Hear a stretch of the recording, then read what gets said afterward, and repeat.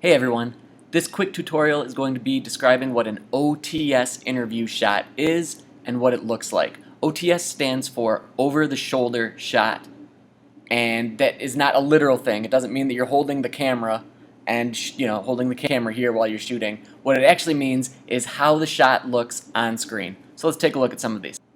Okay, so here we've got what an OTS shot looks like on screen to the viewer. It's got four main components to it. Those four main components are proper headroom, room for lower third, proper look space, and relevant background. There are a few other things that go into this, and we'll get into them here shortly, but I just want you to take a look at this, and hopefully this is a type of interview shot that you have seen in the past. An OTS interview shot is all about the person. It's all about the subject, what they look like, and what they say. It has nothing to do with the reporter or the person asking the questions. This person is the focus of your viewer's attention, and all of those four components go into those aspects here. So here is another shot looking much the same way. Again, when you're talking about proper headroom, that just means that the person's head is not cut off in any way, and there's not a ton of room between the top of their head and the top of the frame. There might be a little bit of space there, but nothing crazy.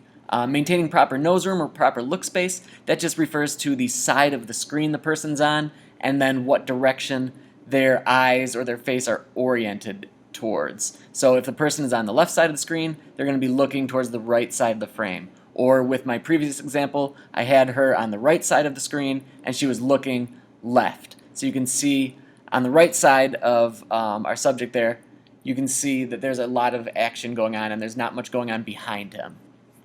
We'll talk more about proper nose room here shortly.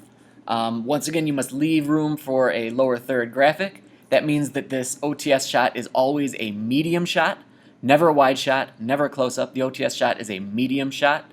And then you also need a relevant background that relates to the story. Here we can see that this is about gas prices, so there is a gas station behind him. Previously, that was a comic book artist. She was at a comic book convention. She was at the convention that she was being interviewed at, and you can see that a little bit in the background.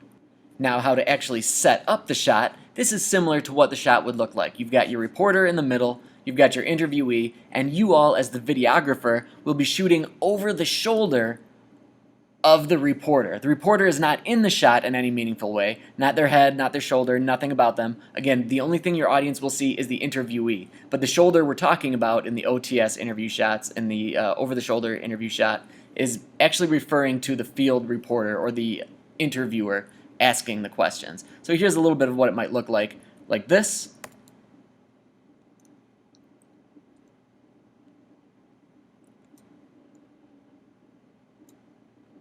If ambiguous blobs are not your thing, here's an example with actual people. Once again, what we've seen both of these times, both of these examples, is the camera operator holding the camera up on their shoulder. That won't be an issue for you all because you will have tripods and you will always shoot on said tripod.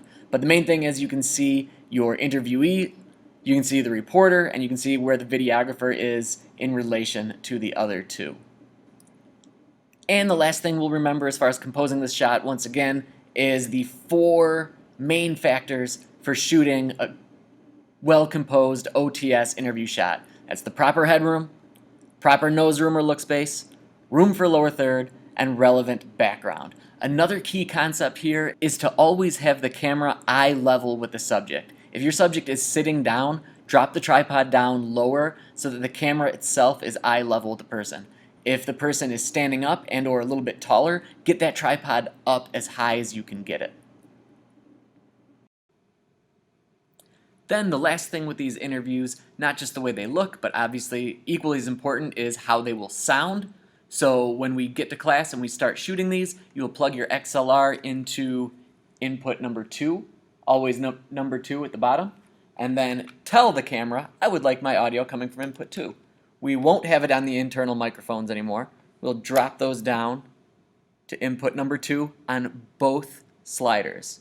So we'll plug the XLR into number 2, always, always, always, and then drop the sliders down and tell the camera, I would like my audio coming from input 2. This is the crash course. See you next week.